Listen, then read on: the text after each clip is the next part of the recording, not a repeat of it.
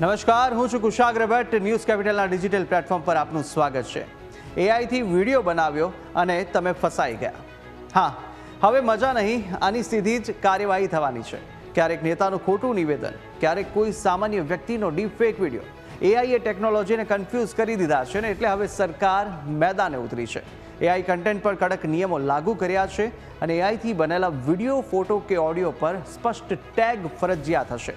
બિન label content હવે ચાલશે નહીં અને ડીપ ફેક કે પછી ભ્રામક એઆઈ કન્ટેન્ટ મળ્યું તો પ્લેટફોર્મે 3 કલાકમાં હટાવવું પડશે. પહેલાં 36 કલાક હતા અને હવે સમય બહુ ઓછો થયો છે. વિડીયો અપલોડ કરતી વખતે યુઝરને કહેવું પડશે કે આ એઆઈથી બનાવેલું કન્ટેન્ટ નથી અને પ્લેટફોર્મ ટેકનોલોજીથી તે ચેક પણ કરવાનું છે. બાળકો, ખાનગી ફોટા, બિનસંમતિ વિડીયો કે હિંસા કે પછી ફેક ડોક્યુમેન્ટ, આવા એઆઈ કન્ટેન્ટ પર સીધી અને હવે તાત્કાલિક કાર્યવાહી થવાની છે. અને નિયમો તૂટ્યા તો ફક્ત યુઝર નહીં, સોશિયલ મીડિયા પ્લેટફોર્મ પર જવાબદાર બનશે. એટલે યાદ રાખજો, એઆઈથી બનાવો પણ જવાબદારીથી બનાવો.